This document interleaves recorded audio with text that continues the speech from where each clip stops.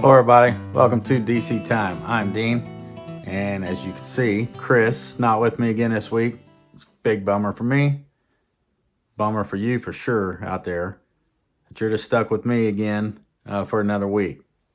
I'm so thankful for all the listeners out there. Chris and I really do appreciate you, appreciate the comments. We love you all. Very grateful, very, very grateful. We learn a lot from you.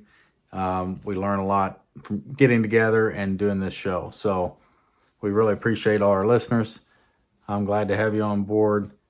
Chris, I'm certain he'll be back next week. We thought for sure we'd get together this week. He's having a medical procedure. He can tell you all about it if he so chooses when he gets back. And I was thinking about, all right, what am I going to do? Chris, we're not going to get together as we normally do. So what am I going to do? And it's a struggle. I've turned this video on now. It's the third or fourth time I've turned it on, had a plan. I start talking. I'm like, what am I even talking about? Just turned it back off. And then went and did something, come back. It's like, all right, now here's what I'm going to talk about. This is something I've really been thinking. Now, got talking, turned it off again. I started looking back at some old things. And this is kind of funny because it's about 15 years ago. My mind must have been in a fog, as it is a lot of times, as it is right now.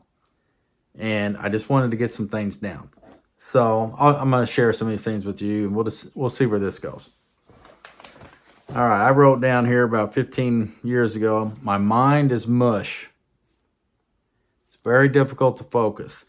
I want to get some of the basic truths down in a way that'll be easy for me in the future to come back, review, and confirm in my mind what the Spirit knows is true.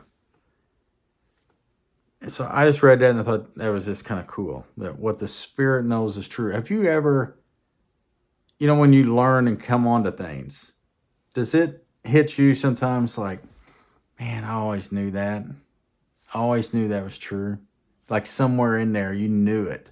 You didn't believe it though. But then God grants you that faith to believe something wonderful about Him, about our Father. And you're like, oh, I always knew that was true. Anyway, I just thought that was kind of cool there. Looking back on that, said, wanted to confirm in my mind what the Spirit knows is true. But then I was all over the place. And in this writing, I started writing about the topic of hell. I mentioned that last week. We used to talk about it a lot. We haven't lately, but it's so wonderful to no longer believe in this eternal torture place. It just does not exist.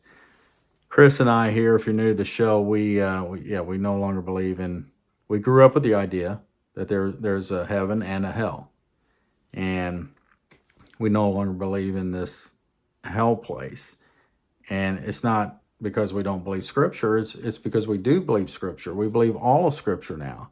And we can go to the Scripture and see that there's nothing there about eternal torment. It's so wonderful. So thankful that God has granted me that belief. There again, it's nothing I've done, even though now I can look back, relatively speaking, you can look at Scripture, and if you're new out there, go on, look again with some new eyes here. Now, wait a minute. Jesus, I know there's things about hell in the Bible, and Jesus is talking about hell, but wait a minute.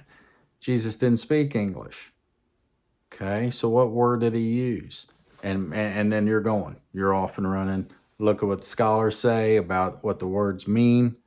And you can find all that out, and you're going to easily see that, eternal torture is not there. Like I said, if you're new to this channel and are wondering or even scared to even think about, well, I have to believe in hell. It's what I've been taught all my life. And without hell, there's not a heaven then, and things like that. Take another look. Just take another look. I encourage you to take another look. Okay, here's another writing. Here's what I was looking back on. We are not so free to screw up so bad that we're going to miss out on knowing our Creator. We are not free to screw up so bad that we will miss out on knowing our Creator. Not a great sentence there, I don't believe, but that's what I put down, and then I wrote all about that, about free will versus God's will. He's the only one that has free will. Ours is influenced by Him. Therefore, it's not free, outside of His control. Oh, glorious, glorious truth to know that everything's under His control. He's got a plan. He's going to execute that plan perfectly.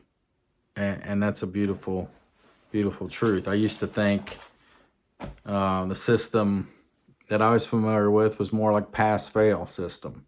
You could be a great person, but you might fail the test, whatever that is in your system. You know, you might fail that, and then what's going to happen? Back to this hell thing. And the whole thing's messed. Neither thing's true. You're not going to fail. You're not going to fail.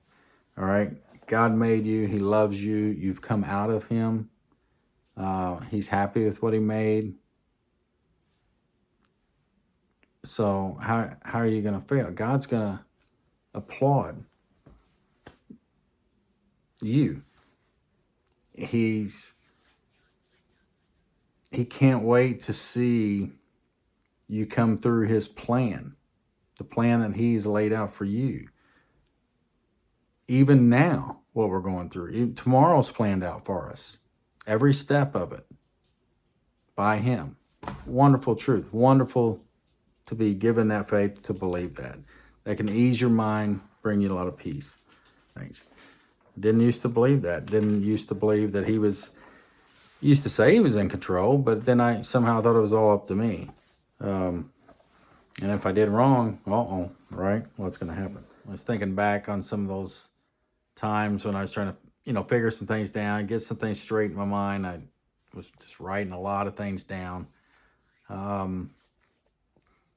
And I remember also there was other things there that I look back upon. I was, thinking about, man, how am I going to learn all the scriptures and know what they all mean?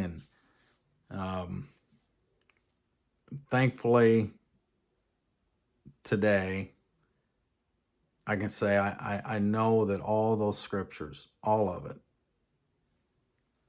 I can believe all of it. And I don't understand all of it. I don't know all of it. But I can believe it's this wonderful story from Father Himself, right? For me, for you, all of it. That's awesome, okay? Like I said, it's awesome then to see some of these wonderful things too that I used to believe that now I turn is like, yes, what we find in Scripture, it's awesome. It's all for us, every bit of it. And the further I go along, what now I'm learning and what I'm questioning, I'll just throw it out there for you all out there, see if anybody out there also is questioning. It's like, how much is it, written right to me? Like, God sat down, got out His pen. Like right now, we're in the holiday season, Christmas card. A lot of people, you get your Christmas cards ready and you're going to write to family and friends, and you might write some special notes during the holiday times here, during Christmas time. I'm going to think about this and write something here. And so if we think, man, what is God writing to us? What is God writing to me? What is God writing to you? What is He, He's getting His notepad out and He's going to write something to you. What is that? So when I look at Scripture, where am I at in there? Okay, to Dean Wilkinson. And then you put your name in there. So just think like that when you're reading Scripture. And be honest with you, I don't see a lot that's right to Dean in Scripture. Not very much at all. Now, I just said it's all for me. It's all, every bit of it's for me. But I don't really see where it's like, man, I can see it, and it's obvious there's a lot of places that, well, that's not to me personally right now today. That's a story about what's going on for a different group of people or for a different time in the past or in the future. But obviously it's not directly to me.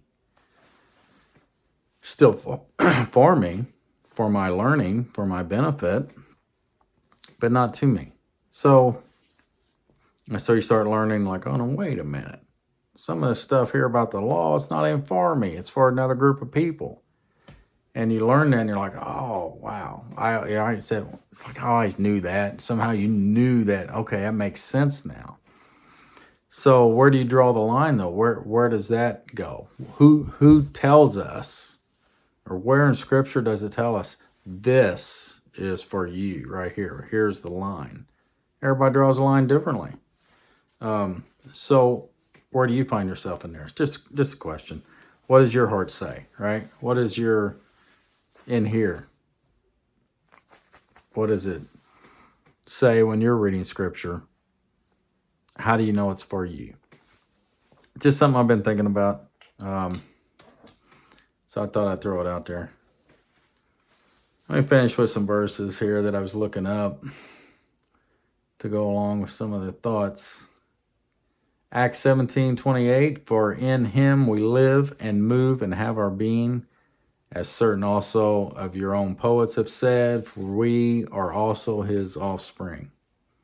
It's wonderful there. Listen to this, Job 14:15. Then you will call, and I will answer, and you will be pleased with me, your creature.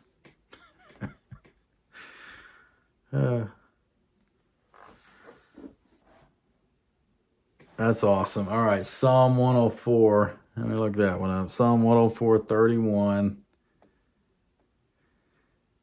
All right, let the glory of the Lord endure forever. Let me get another translation. Here's a more literal one. The honor of Jehovah is to the age. Jehovah rejoices in his works.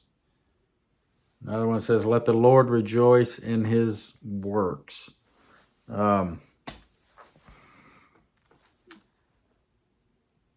Is he going to rejoice in his work, the work that he made? His work, you. Is he going to rejoice in that? Or is he just like, well, he hopes to, or I hope he does. Or is the verse true? He's going to rejoice. He's going to be glad what his hands made. Of course he's going to be glad. Of course he's going to be glad. We don't see it all. We don't see the plan. But man, he's got a plan, and he's working it every detail. Every detail matters in this life for you. Your day's planned out tomorrow. We're actors on stage, and you're doing a good job. You're playing a role perfectly. God, he's going to rejoice in his work, right? And that's you. He's going to applaud you. That's an awesome truth. Let me get another one here. I don't remember this one. 139:14. Oh, yeah. I will give you thanks because your deeds are awesome and amazing. You knew me thoroughly. I praise you, for I am fearfully and wonderfully made. Marvelous are your works. So let's just wrap it up there. Again, we miss Chris. He'll be back next week. Thanks so much for joining me. I'll see you next time. Bye.